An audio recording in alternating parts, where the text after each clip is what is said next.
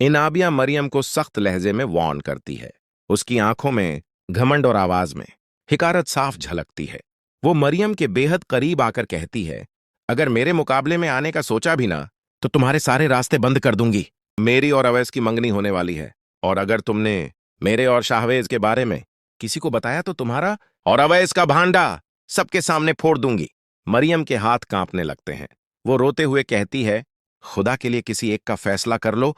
अवैस बहुत अच्छा लड़का है, उसके साथ ये सब मत करो। लेकिन इनाबिया कब सुनने वाली थी। वो झूठी नरमी से कहती है, मैं तुम्हें शाहवेज के घर ले चलूंगी, उनकी अम्मी खुद तुम्हें बुला रही हैं।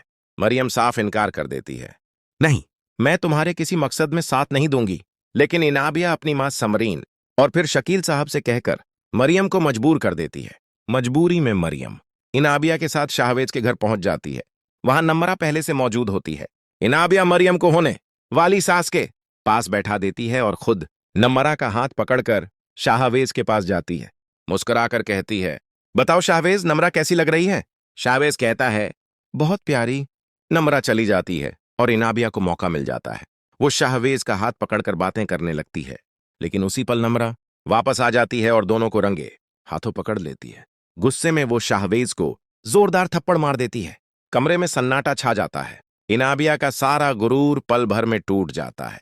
नम्रा गुस्से में कहती है, यही थी तुम्हारी दोस्ती? मेरे सामने शरीफ और पीछे ये सब? शाहवेज कुछ कहना चाहता है, लेकिन शब्द साथ नहीं देते।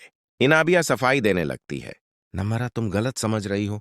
लेकिन नम्रा चिल्ला पड़ती है, मैंने सब देख लिया है, अब कोई सफाई नहीं चाहिए। उसी वक्त शाहवेज की अम्मी आ जाती हैं। पूरी बात सुनकर उनका लहजा सख्त हो जाता है। वो मरियम से कहती हैं, बेटी तुम जाओ, इसमें तुम्हारा कोई कसूर नहीं। फिर इनाबिया की तरफ देखकर कहती हैं, आज के बाद हमारे घर का रास्ता मत देखना। नम्रा फैसला सुना देती है, शाहवेज आज के बाद हमारा कोई रिश्ता नहीं, और चली जाती है। इनाबिया अकेली खड़ी रह जाती है। पहली बार उसे एहसास होता है कि जो खेल वो दूसरों के साथ खेल रही थी, वही अब उसके खिलाफ पलट चुका है। घर पहुंचकर शकील साहब उसे सख्ती से कहते हैं, अब तुम्हारी मंगनी इसी महीने अवैस से होगी और कोई ड्रामा बर्दाश्त नहीं किया जाएगा।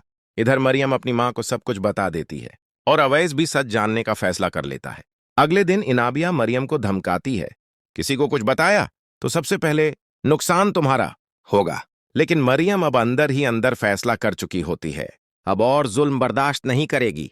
कहानी अब उस मोड़ पर आ चुकी है जहां हर किरदार को अपने किए का हिसाब देना होगा, और सच जो अब तक दबा था अब सामने आने को बेताब है।